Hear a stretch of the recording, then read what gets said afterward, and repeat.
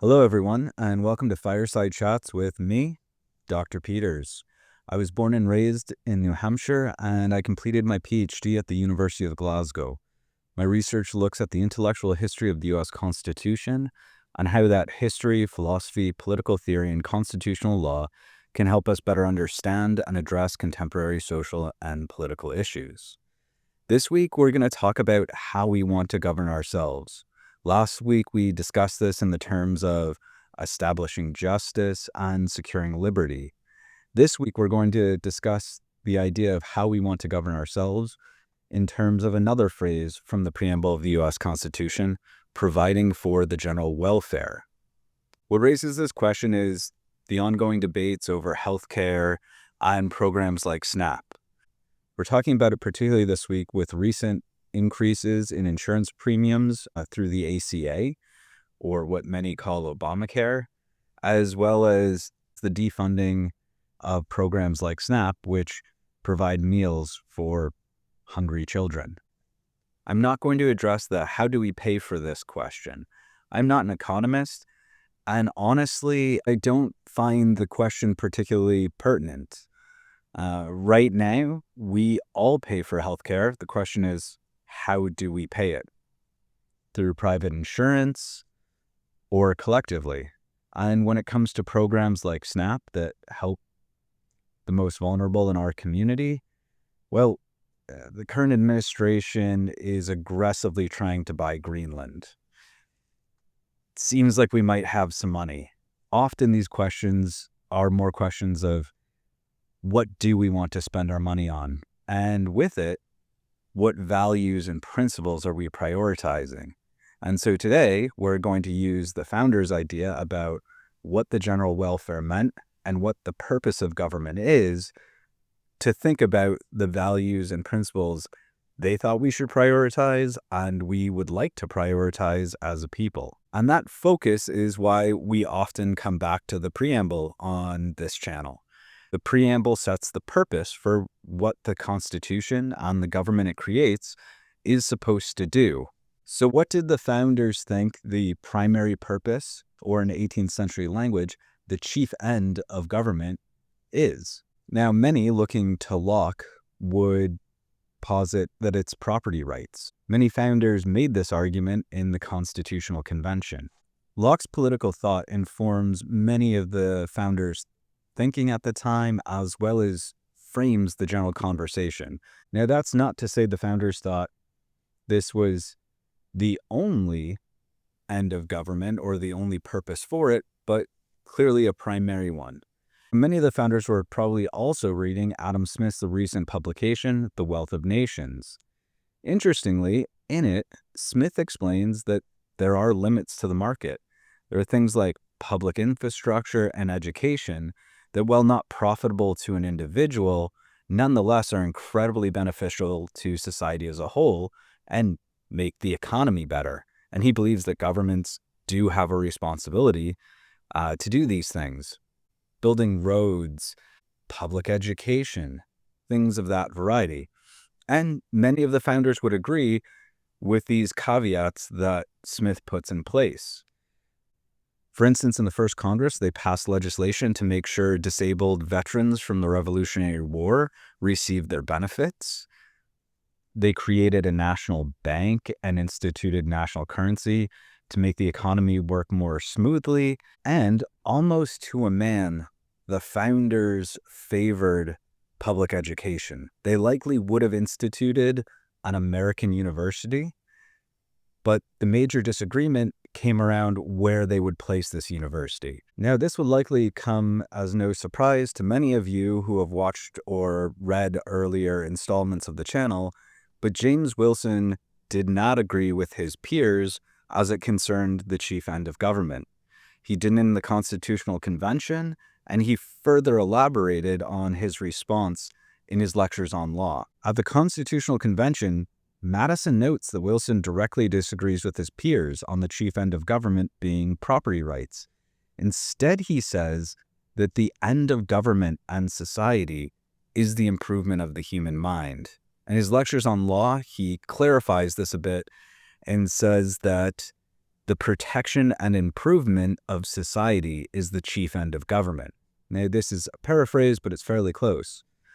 Interestingly, Wilson makes that assertion in his introductory lecture. This lecture was attended by George Washington and most of the Congress members of the time, and it was received fairly well by all of them. What lends some further support to Wilson's claim that this is the chief end of government, and particularly the government created by the U.S. Constitution, is how this end of government fits into the other rights and liberties that we've discussed in past weeks. As we've seen, many of the rights and liberties, both within the original Constitution as well as in the amendments, such as the Bill of Rights, concern protecting and creating a space where a constitutional conversation can take place, like the one that created the U.S. Constitution and the one that we're trying to have now. To understand how it fits into it, we have to look at Wilson's broader vision or model of democracy. Wilson saw government as a tool or invention of the people. Society, our ability to talk with one another, is what created knowledge. And out of that knowledge, we produce things, technologies, but also institutions like government to make our lives better, to make society safer and happier. So now when we add a government whose job is to protect and improve society, and a constitution that specifically protects, fosters, facilitates, enables our ability to converse about how we govern ourselves, and gives us the ability to fix and improve how we govern ourselves, we get this positive feedback loop where government protects and improves society, and improved society creates new and interesting ideas that help us think about how we can govern ourselves better. And then particularly through Wilson's revolution principle or the amendment process, we can then use those to make our tool, government, work better, making our lives better, safer, happier. I mean, isn't that kind of the hope? In Wilson's lectures on law, he also puts forward an interesting idea that might allow us to place things like the ACA, SNAP, and potentially even something like Bernie Sanders' Medicare for All into the establishing justice part of the preamble, as well as providing for the general welfare. Now, that principle is what Wilson, following Thomas Reid, a Scottish philosopher, called imperfect rights. Within natural law, we have this idea of rights. We have a perfect right to life, which means you're not allowed to harm me and I'm not allowed to harm you. Imperfect rights work a little bit differently. What they do is they recognize a duty or responsibility to render some good to another person. So both Wilson and Reid also refer to these imperfect rights as the duties of humanity and charity. For instance, if there's an emergency or a crisis, the members of society have a duty and responsibility to help that person in crisis, at least according to Wilson and Reid. And this duty is not just something nice that we do. They would argue that it's part of the virtue of justice, meaning it's part of natural law. And accordingly, both Wilson and Reid think that governments should legislate, we should make laws in accordance with this. So from this perspective, helping those in need, i.e.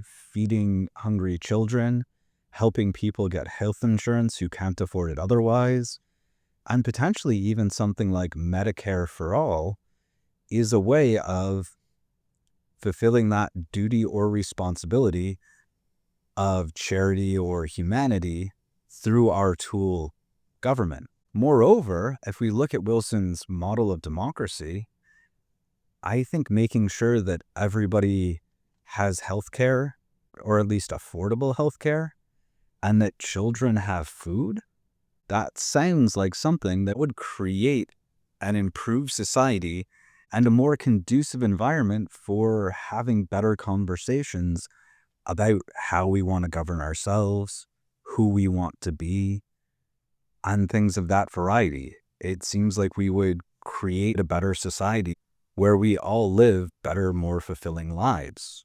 From Wilson's perspective, that's the whole reason why humans created government in the first place. It would seem to a certain extent, the greatest generation agreed. Now, they likely weren't drawing on Wilson and trying to align with his understanding of these foundational values and principles, his interpretation of the U.S. Constitution, but they did re-elect FDR 4 times, and FDR instituted what today we call the welfare state. We got things like Social Security and other programs that looked after the most vulnerable in our communities. The greatest generation thought this was well within the scope and jurisdiction of government, that this is how they wanted to provide for the general welfare. Even President Eisenhower, the first Republican after FDR leaves office, fully supported the welfare state, and he paid for it with a marginal tax rate of over 90% on all the money made over $400,000. And the economy boomed. So it would seem the political theory of at least one of our founders and his interpretation of the U.S. Constitution seems to align very well with programs like the ACA or SNAP, presenting them as justice as a means of providing for the general welfare in a way that protects and improves society. It also aligns with our more recent ancestors, the greatest generation, who instituted these kinds of programs as well and made them part of the scope and jurisdiction of the U.S. government explicitly. So the question is always remains, what story do we want to write moving forward? Do we want to align with Wilson's theory? Do we want to improve on the welfare state that the greatest generation helped create and bring about? Or are we happy letting the market decide for us? Are we okay with CEOs that we can't vote out making healthcare decisions not based on the common good of providing for the general welfare, of trying to improve society, but for profits? That's their fiduciary responsibility as a company, is to return value to shareholders, and particularly profits. And always remember, profits by definition is money above and beyond what the thing actually costs. So by definition, healthcare done by a company, a corporation that has to make profits is just going to cost more. Also, are we really okay with letting kids go hungry? Are we okay with not helping the most vulnerable in our community?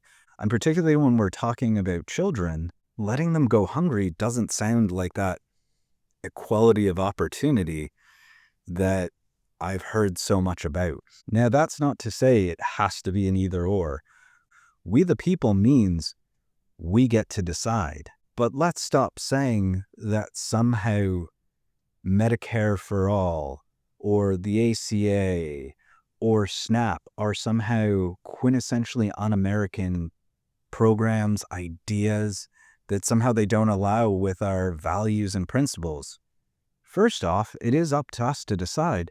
But second, as you've hopefully seen in this video, they certainly align very strongly with some of our foundational principles and values, going all the way back to the founding.